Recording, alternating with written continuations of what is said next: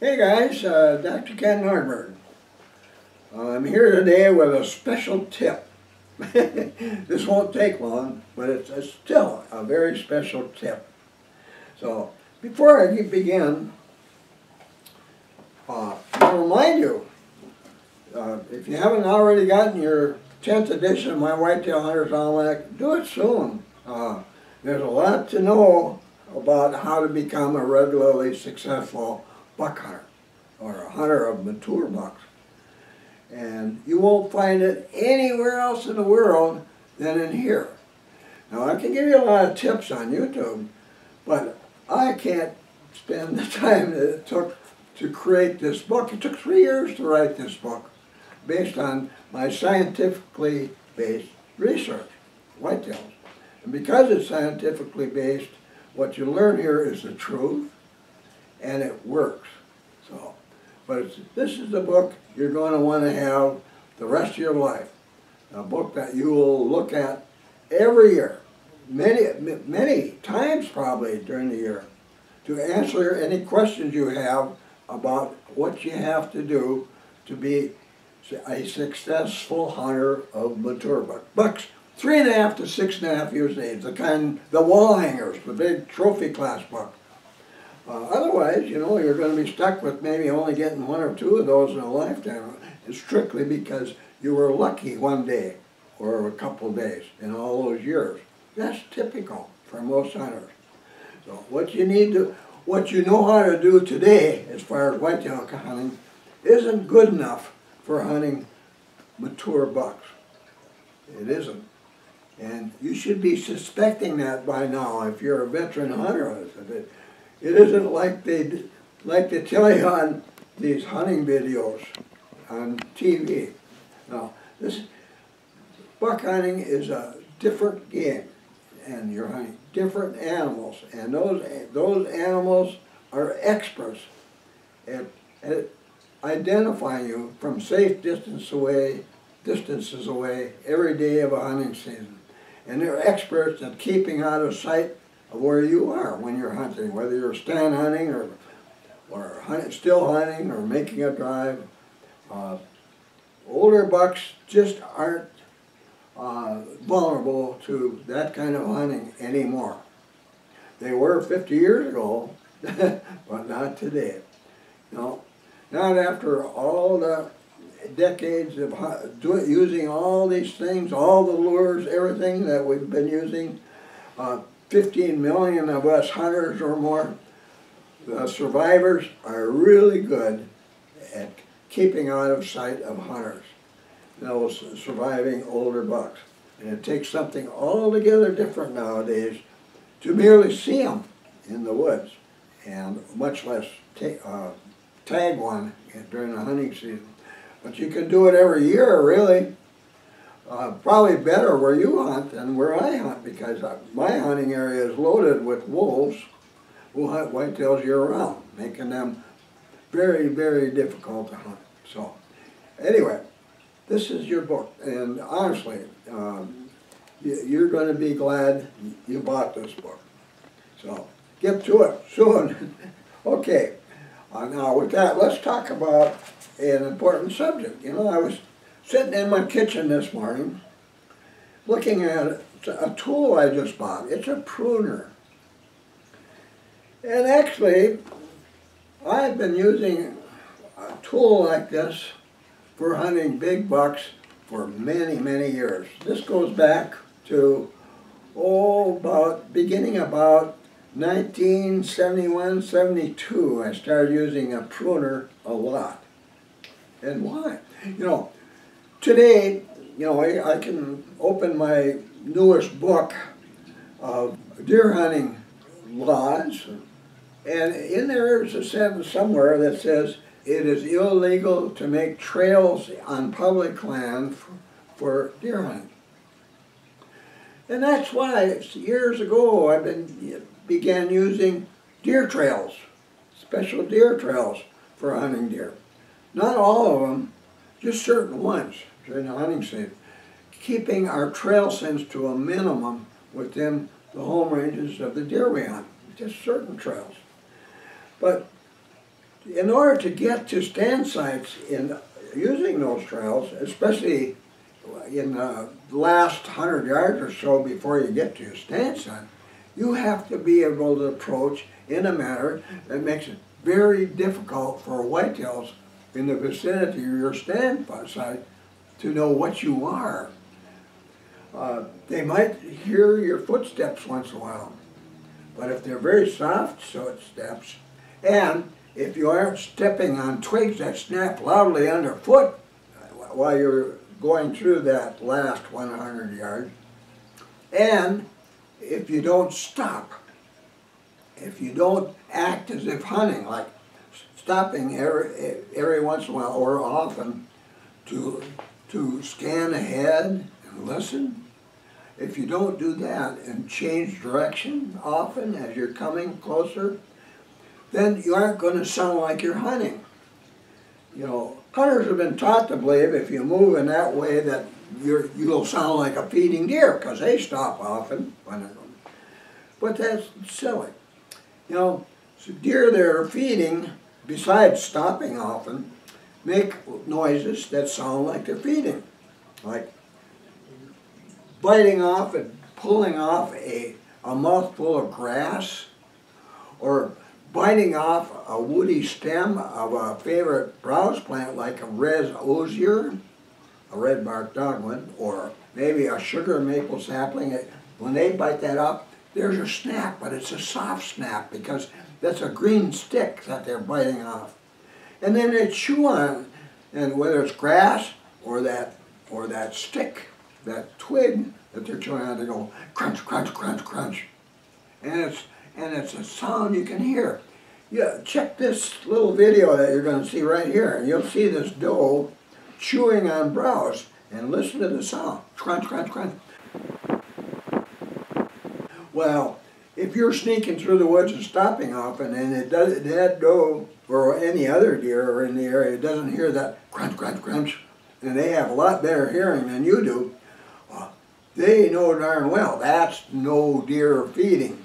And that's just one of the tips, like the loudly snapping twigs that are common to humans because we have big feet and we're heavy, or our clothing rough clothing brushing against tree branches as we're coming closer.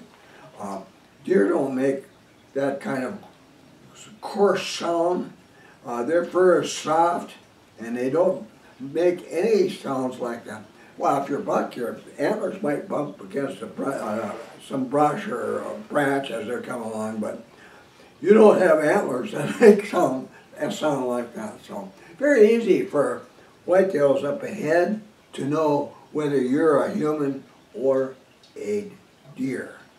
So don't believe stopping often makes it impossible for deer to know you're coming. But if you're walking very softly, so you don't hear a lot of twig snapping underfoot for walking softly, and your steps, and you don't stop as you're coming close to them, like most hunters do when they're in the woods, whether still hunting or going to a stand or making a drive. Just steady, and if you don't change direction often, they're going to have a hard time figuring out what you are. And so it's important that your trail in that last section is relatively silent. So we start with deer trails. We have deer trails that take us right to whatever stand we're using. That's something we do every time. If we don't have a deer trail to get to a stand site that we want to go to, we don't use that site. No, it's going to be a deer trail. So anyway, deer trails, as you know, whereas it's going to be relatively quiet underfoot because the sharp edges of deer will chop up the trail, and it gets to be bare dirt if used for a long time by many deer. That helps. But the deer don't pick up dead branches on their trails. Now, you got to do that. We're throwing dead branches out of our deer trails, especially in that last 100 yards all the time. Okay. Here's one of the deer trails we use, or we've been using for the last 3 years. It's a pretty good deer trail through here. It makes it easy to get through this country. Just imagine walking anywhere in this area except on that deer trail. It would be really tough going. You couldn't do it without making a lot of noise.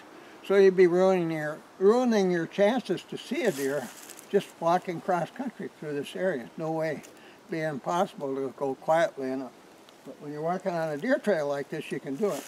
This thing needs a little cleaning up. As usual, every year we find dead branches laying on it and that sort of thing. And so we toss them aside, you know, things like this. Get that out of the trail. Throw them aside, like that. There's one sticking out across the trail. Get rid of that. There's one here. Dead branches.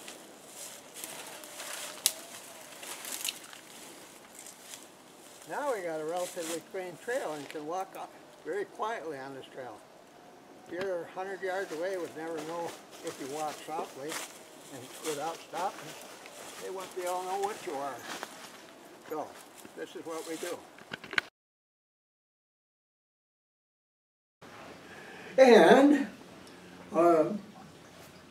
there are branches that will overhang the deer trail. Now, a doe, it can, when deer keep using a deer trail, they're actually boring out a tunnel through cover.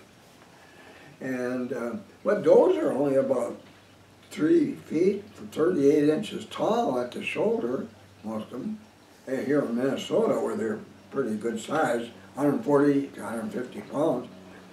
And when they make a trail, they can walk beneath a lot of the branches that hang out over the trail.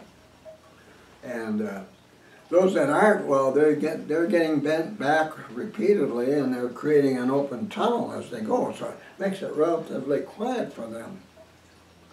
It isn't always true for big bucks, though. Big bucks, like our average doe, mature doe, the one that's 2.5 years of age or older, will weigh 140, 150 pounds, where one of our big dominant breeding bucks will commonly weigh a little over 300 pounds. That's a much bigger animal. And the big guys have wide antlers, wider than their ears when they're projected to the sides, and higher, you know, and they're up there. Well, they're up above that 38-inch level, and so their antlers will kind of clank against brush and trees as they're moving along. And they don't like that. And for that reason, especially during hunting seasons when bucks are trying to be really careful about avoiding being identified by hunters in the woods, they'll walk off trail more than 50% of the time through openings where they aren't going to be hitting that brush and branches with their antlers. But you and I, well, here we are. We're in the 5 to 6.5 foot level up here, and so we got branches in front of us. Now, we're not supposed to be making trails, but I'll tell you the truth. Every once in a while, when I come to a thin branch hanging out over that trail, I will cut it off with a pruner. I'm not taking down big trees. I'm not using motorized brush cutters to create clear trails in the woods. All I'm doing is getting dead branches off the trail, and if once in a while there's a dead branch or a thin branch hanging out over the trail, I'll snip it off. And when I snip it off, it'll be done artfully. There might be a branch going this way, and another one this way, and this way, and this one is the one that's giving me the trouble. I'll snip it off close to where it begins on the branch, and anybody who walks through the woods afterwards will never even notice that's been done. When I'm done with a trail, it still looks just like an ordinary deer trail. But I can walk on it silently. And this is an important tool that helps me to do that. I couldn't hunt big bucks without a pruner. You know, and I even carry it with me when I'm hunting, because nowadays my stand sites are, the cover at my stand sites is 100% natural. It's not a blind that I've made. It's not a portable blind that I've carried there. It's completely natural cover. And what that stuff, my completely natural cover, guarantees that some buck coming my direction is going to see something that's different, and I'm going to look that over really carefully. What happened over there? You start cutting big branches off of trees, you start making shooting lanes, you start doing any of that kind of stuff, and you create a real difference look to the area up there where this buck lives and travels often. I mean, he's going to see that change. Where I sit, he's not going to see that kind of a change.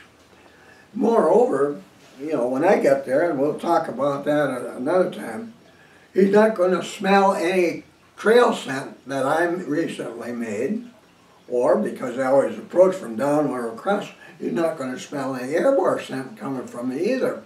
There's going to be nothing here where I sit on my stool that's going to attract the attention of that approaching buck, because it isn't different. It's just the way it was yesterday and the day before or whatever, when that buck came along that same trail or that particular route or along this edge of this feeding area out in front of me. It's just the way it was yesterday. So nothing there to keep that buck from coming toward me. Well, whenever I pick a spot like that, I don't think it's ever happened that natural shooting lane or shooting windows, holes through cover to the area where I expect to see the buck, are completely open.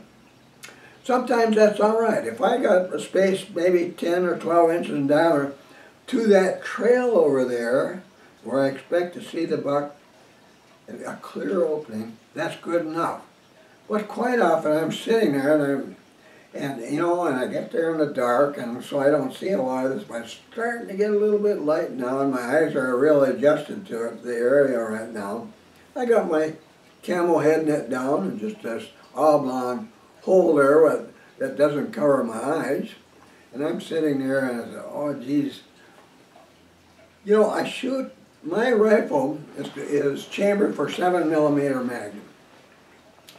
And boy, is that a good deer gun. I mean, it's a little bit over gun really, but hitting the proper places. Whenever I shoot a whitetail, and it's been true for year after year, for decades, they go right down. And no messing around, no trailing to do, no problem like that. So I like that. And but the bad thing about the 7mm is when that cartridge hits even a pencil-sized twig on the way to the deer, it's either likely to explode or ricochet. And in fact, the biggest buck I've ever taken, I hit a pretty sizable piece of wood on the way to it, and the bullet exploded and hit that buck in 5 places without fully penetrating the deer. And so I had an awful job of trailing that buck before I found it. So what I want is a clear opening. And it seems like it's almost a rule. I sit down at a place that, you know, I'm going to sit here because I'm downwind or crosswind of very fresh tracks right over there. Look at them. And it came from over here and went over there. Made by a big buck. And, you know, with all the years I've been doing it, I said, boy, those are 4X tracks over there. Or, let's say, gee, up here on this trail, look at that. There's great big fresh droppings. They're real shiny. They're an inch long. That buck that made that is really big. So back off. You know, here's a fresh ground scrape up ahead. Just made. It looks like it was just made. Black dirt across the snow and branches overhead all busted up. Holy cow. I'm going to stay here. I'm not going to go to the stand side. I was going to stay right here. I'm going to back off. And let's see, where should I go, you know, and look back, and oh, there's a whole bunch of thick hazels over here behind me, or maybe mountain maples, you know, just this high. And, oh, that looks pretty good. Go over there. I'm going to sit in front of this great big popple tree that's got a base that big around to put my back against and sit back, put my stool there and silently sit back. And I got all this heavy brush in front of me, but my head's sticking up above it. You got to be able to see what you're doing, and you got to be able to fire at the deer. And I'm sitting there and I'm looking over this bush. There's some brush right over there. It's a tall hazel or something, and there's a bunch of those little twigs poking up between the spot where I expect to see the buck. You know, like at that ground scrape there, or that space on that trail that's open, but those sticks are in the way. You know, that's kind of a deal where if my bullet hits that and ricochets or explodes, I'm not going to get the deer. And I don't like that. So when that happens, now there were times when I forgot to take my pruner along and I had to use my knife, you know, my field rest, and carve out branches.